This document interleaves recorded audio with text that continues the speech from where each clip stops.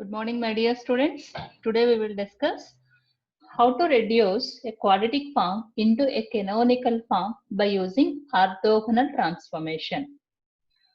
First, we will discuss about what is the procedure to reduce a quadratic form to canonical form, and then we go into example. Here, procedure to reduce a quadratic form to canonical form by orthogonal transformation. First, write a coefficient matrix A associated with the given quadratic form.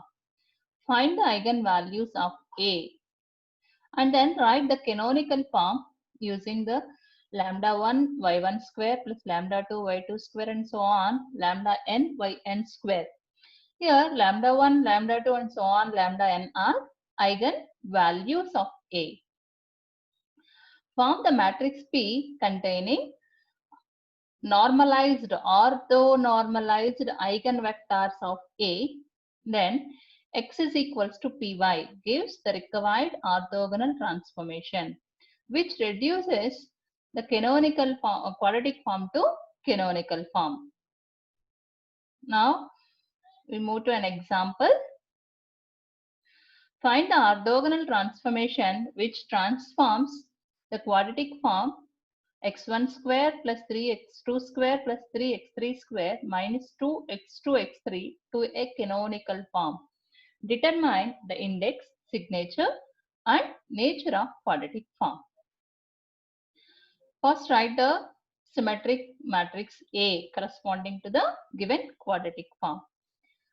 Here, the coefficient of the squares terms are written in the principal diagonal elements of A, that is 1, 3, 3.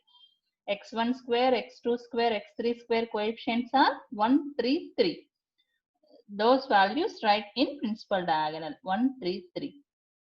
x2, x3 coefficient is minus 2. That is evenly distributed in place of A23 and A32. Here A23 means second row, third column and third row, second column. That is minus 1, minus 1. The remaining x1, x1, x2, x3, x1 are not there. That means those coefficients are zeros. So A12, A21, A13, A31 elements are zeros. Find the characteristic equation as determinant of A minus lambda I is equals to 0, which is lambda cube minus 7 lambda square plus 14 lambda minus 8 is equals to 0. The values of lambda are 1, 2, 4. These are eigenroots, or sometimes it is called it as latent roots. Okay, eigenvalues, eigenroots or characteristic roots are latent roots. So those are 1, 2, 4. Now find the corresponding eigenvectors. Find eigenvectors corresponding to all these eigenvalues. In the previous videos, we discussed about how to find the eigenvectors corresponding to eigenvalues. Here just wrote the eigenvectors of these eigenvalues. Eigenvector 1, 0, 0 is corresponding to lambda is equals to 1. 0, 1, 1 is a vector corresponding to 2. And 0, 1, minus 1 is an eigenvector corresponding to eigenvalue 4. First, we check that these vectors are orthogonal or not. All these are linearly independent. Now we check that these linearly independent vectors are orthogonal or not. That means each disjoint pair is orthogonal or not. That means x1 dot x2 is 0, x2 dot x3 is 0, x3 dot x1 is 0. x1 dot x2 means 0 plus 0 plus 0. Okay. Now x2 dot x3, 0 plus 1 minus 1. So 0. Then x2 dot x3, 0 plus 0 plus 0. So all are orthogonal vectors, linearly independent and also orthogonal. So there is no need to convert into orthogonal. If these vectors are not orthogonal, then you can convert into orthogonal vectors. Okay, and remember one more point here. If the eigenvalues are distinct for the symmetric matrix, then the corresponding eigenvectors must be orthogonal. Okay, once again I am repeating here. The eigenvectors corresponding to distinct eigenvalues are orthogonal to each other. After check the orthogonality, find orthonormal vectors. That is x1 by norm x1. That is divide each vector with its length. Okay, that is e1 is 1 0 0, e2 is 0 1 by root 2 1 by root 2, e3 is 0 1 by root 2 minus 1 by root 2. Now write the model matrix. Our orthogonal transformation P is having orthonormal vectors as a columns. That is 1 0 0, 0 1 by root 2 1 by root 2, 0 1 by root 2 minus 1 by root 2. All these are the orthonormalized eigenvectors. Together these called model matrix or orthogonal transformation. Because of this is an orthogonal matrix, P inverse is same as P transpose. For simplicity, take 1 by root 2 as a common.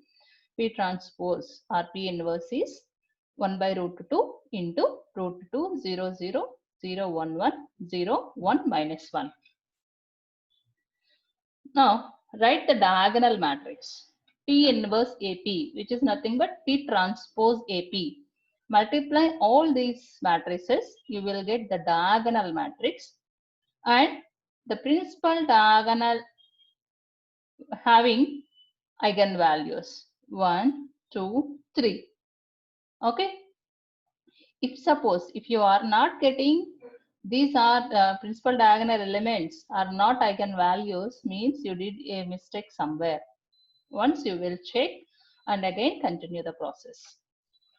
After after diagonalizing A into a diagonal matrix, now find the transformation matrix.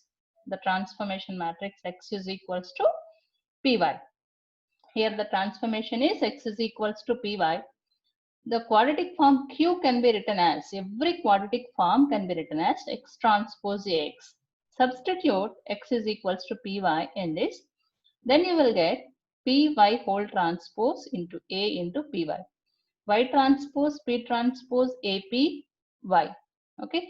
P transpose AP is nothing but P inverse AP.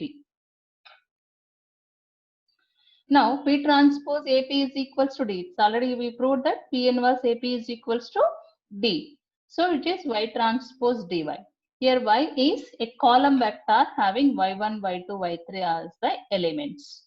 Y transpose is a row vector. Okay, y1, y2, y3, 1, 0, 0, 0, 2, 0, 0, 0, 4, y1, y2, y3. Find the product of these three matrices. You will get y1 square plus 2y2 square plus 4y3 square. This is the canonical form or sum of the squares form for the given quadratic form. Now write the index, signature and nature. Okay, here all the terms are positive. All the eigenvalues are positive. So it is positive definite. Index means the number of positive eigenvalues, that is 3. Signature means 2s minus r. S is the index, r means the rank. There is no need to find the rank by reducing into echelon form. Here all the eigenvalues are non-zeros, that means which is a non-singular, that means the rank is equals to 3. So 2s, 2 times of 3, 6 minus r is means 3. 6 minus 3 is 3. Signature is 3. Now mention the transformation. The required orthogonal transformation is X is equals to P transpose Y.